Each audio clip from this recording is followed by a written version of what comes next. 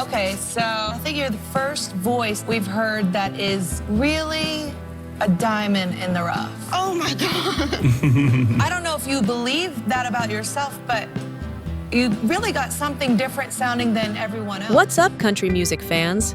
Today we're talking about a new song that's trying to pay tribute to the king of country himself, George Strait. But does it actually honor his legacy, or does it completely miss the point?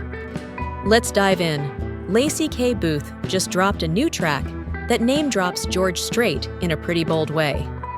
Now, I'm all for artists paying respect to the legends who paved the way. Country music has always been about that connection between generations.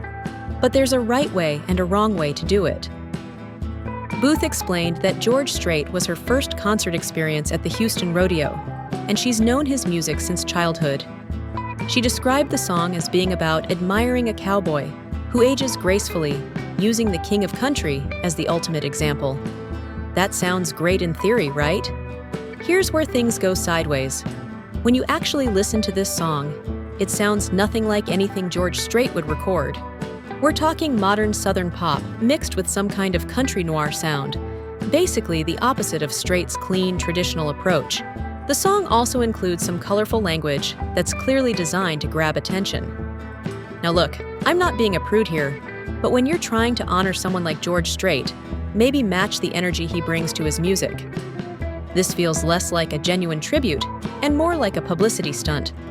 Booth was dropped from her label in 2022, and this seems like an attempt to generate buzz through controversy rather than quality songwriting. The irony is that George Strait fans, the people this song is supposedly honoring, probably aren't going to connect with it. And mainstream country radio definitely isn't touching it. The core concept isn't terrible, finding someone reliable like a rock you can depend on. But the execution doesn't match the message or the tribute angle. If you're going to invoke George Strait's name, maybe try creating something he might actually approve of. What do you think? Does this song work as a tribute, or does it miss the mark? Let me know in the comments below.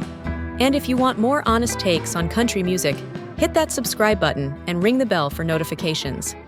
Thanks for watching, and I'll see you in the next one.